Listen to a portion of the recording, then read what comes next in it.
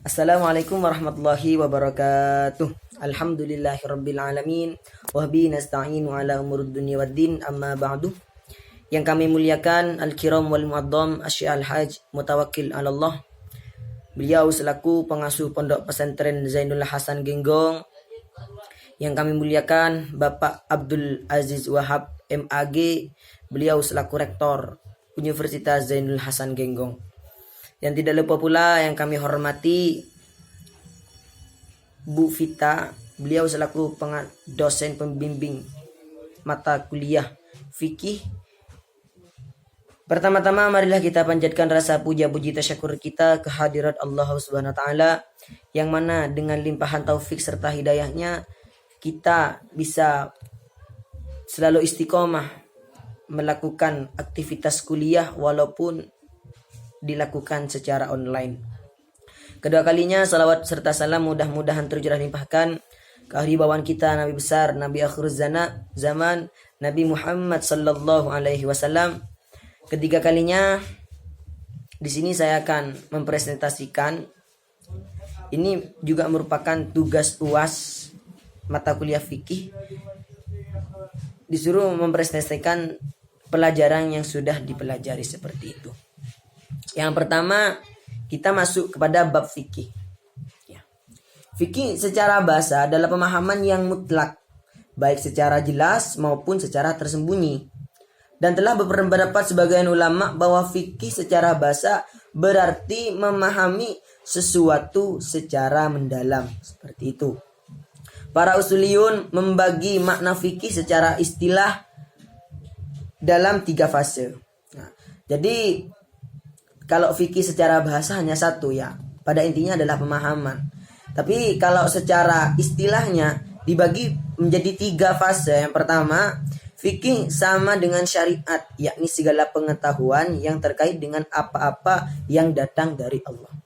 Baik berupa akidah, akhlak maupun perbuatan anggota badan. Di situ termasuk juga pada syariat fikih. Fase yang kedua, fikih didefinisikan sebagai ilmu tentang hukum-hukum syariah yang berdasarkan pada dalil-dalil yang terperinci. Seperti itu. Juga biar cepat. Fase yang ketiga, dan ini berlaku hingga saat ini, yaitu ilmu tentang hukum-hukum syariah bersifat furu'iyah, amaliyah yang bersandar pada dalil-dalil terperinci. Itu yang nomor 3. Dalam pandangan Wahbah Az-Zuhaili terdapat beberapa pendapat tentang definisi kata al-fiqh. Beliau mengutip pendapat Abu Hanifah yang mendefinisikannya sebagai berikut. Pengetahuan seseorang tentang apa yang menguntungkan dan apa yang merugikan. Seperti itu. Itu menurut pendapat dari Abu Hanifah, seperti itu. Selain itu, Wahbah Az-Zuhaili juga mengutip ulama kalangan Syafi'iyah yang mendefinisikan al-fiqh sebagai pengetahuan tentang hukum syara yang berhubungan dengan amal perbuatan yang digali dari dalil yang terperinci. Itu Wahbah Az-Zuhaili mengutip dari kalangan Syafi'iyah, seperti itu. Dan selanjutnya, fikih adalah hukum Islam yang tingkat kekuatannya hanya sampai zon karena ditarik dari dalil-dalil yang zanni. Bahwa hukum fikih itu adalah zanni, sejalan pula dengan kata al-muktasab dalam definisi tersebut yang berarti diusahakan, yang mengandung pengertian adanya campur tangan akal pikiran manusia dalam penarikannya dari Al-Quran dan Sunnah Rasulullah Sallallahu Alaihi Wasallam. Seperti itu.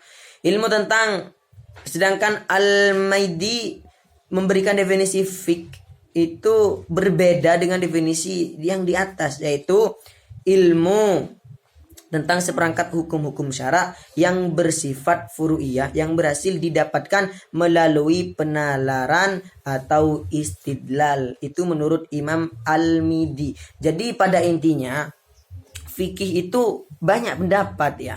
Karena memang di dalam fikih nanti di dalam ilmunya itu memang banyak pendapat.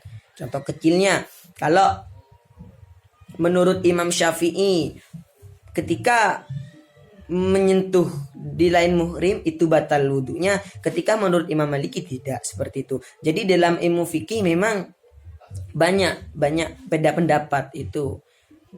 Karena kenapa? Karena pada dasarnya memang ilmu fikih, kata saya tadi, memang banyak pendapat seperti itu. Kurang lebihnya mohon maaf. Assalamualaikum warahmatullahi wabarakatuh.